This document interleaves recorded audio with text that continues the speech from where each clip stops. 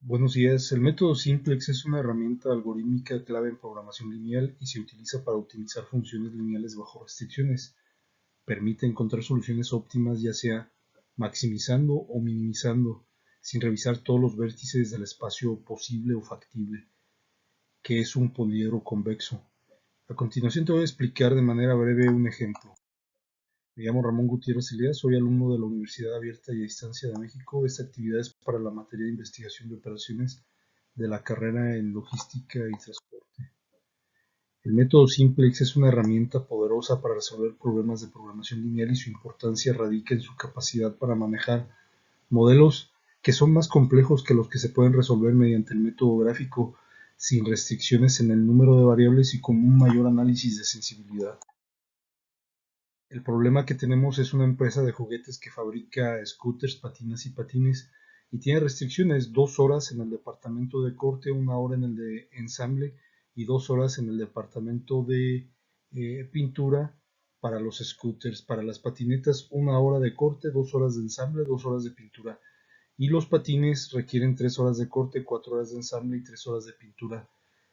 El departamento de corte trabaja únicamente 12 horas al día, el de ensamble 8 horas y el de pintura 10 horas. Y cada scooter tiene una ganancia de 900 pesos y por cada patineta se obtienen 1100 y por cada par de patines 1000. ¿Cuántos juguetes de cada tipo se deben de fabricar para maximizar la ganancia? Bueno, hacemos un planteamiento como la siguiente tabla. Si te puedes dar cuenta, definimos las variables de decisión como x1, x2 y x3 y ahí vamos a decidir o vamos a cambiar esos valores para obtener el dato de cuántos juguetes se deben de fabricar. Y estos están, si te das cuenta, sujetos a las horas disponibles del departamento de corte, más abajo el de ensamble y el de pintura, que deben ser menor o igual a 12 en el caso de corte, menor o igual a 8 en el caso de ensamble y menor o igual a 10 en el caso de pintura.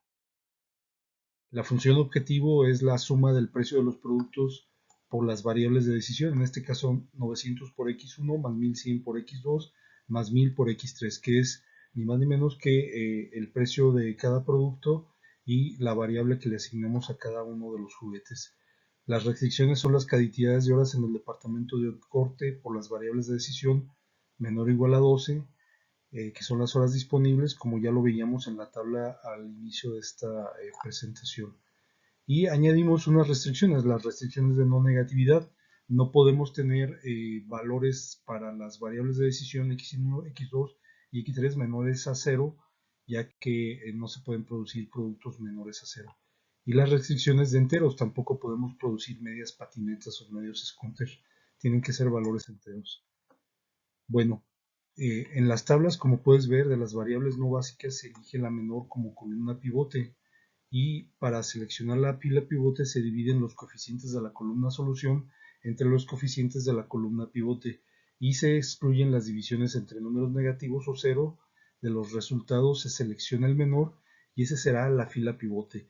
El elemento que se intercepta en la fila pivote y la columna pivote es el elemento pivote y la variable no básica entre la columna de las variables entra y sale la variable S2 y entra la variable X2. El elemento pivote en la primera tabla lo convertimos en 1 multiplicando por un medio toda la fila pivote, la fila 3 en este caso, y en la segunda tabla podemos ver que el elemento pivote ya se convirtió en un 1 y cómo se afecta el resto de la fila. Ahora, en esta siguiente tabla y a la izquierda de las operaciones que vamos a realizar por cada fila para convertir los elementos arriba y abajo del elemento pivote en ceros. Multiplicamos por 1100 la fila 3 y sumamos a la fila 1. Multiplicamos por menos 1 la fila 3 y lo sumamos a la fila 2.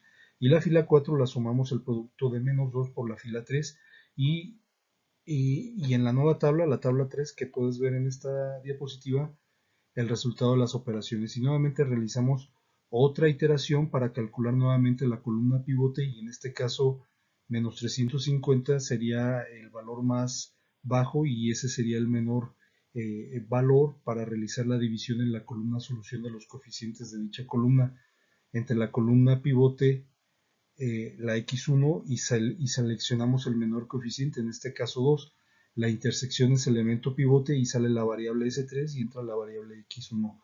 Podemos observar que el elemento pivote ya es 1, por lo que podemos comenzar a convertir en 0 los elementos de la columna pivote arriba y abajo del elemento, sin necesidad de hacer ninguna otra operación.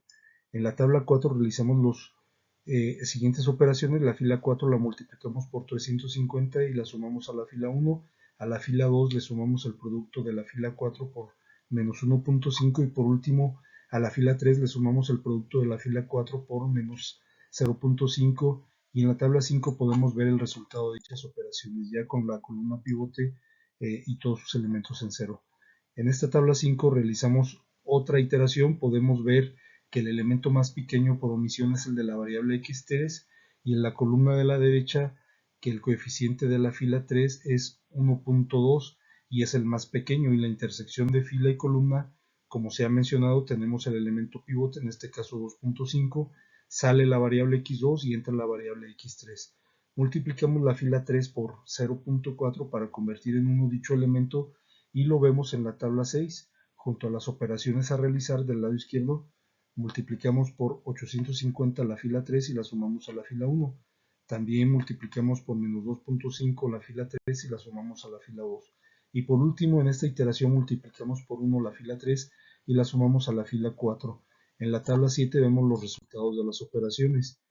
Y en una nueva iteración vemos el cálculo de la columna pivote, por omisión es la columna x2, y de los cocientes de las divisiones a la derecha vemos que el menor resultado es el de la fila x3 y la intersección de la fila y la columna es el elemento pivote 0.4. Lo multiplicamos por 2.5 para convertirlo en 1 y lo vemos en la siguiente tabla. Nuevamente a la izquierda vemos las operaciones a realizar para convertir los elementos de arriba y abajo del elemento pivote en ceros. Sale la variable x3 y vuelve a entrar la variable x2. Si te das cuenta, estamos ahí como en un bucle. La fila 3 la multiplicamos por 340 y la sumamos a la fila 1. La fila 3 la multiplicamos por 1 y la sumamos a la fila 2. Y a la fila 3 la multiplicamos por punto menos 0.4 y le sumamos la fila 4.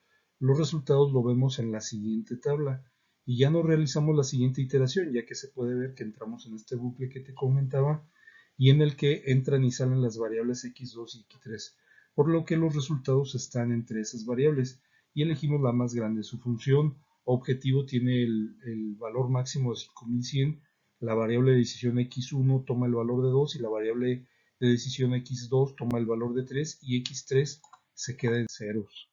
Por mi parte es todo, agradezco tu atención, gracias.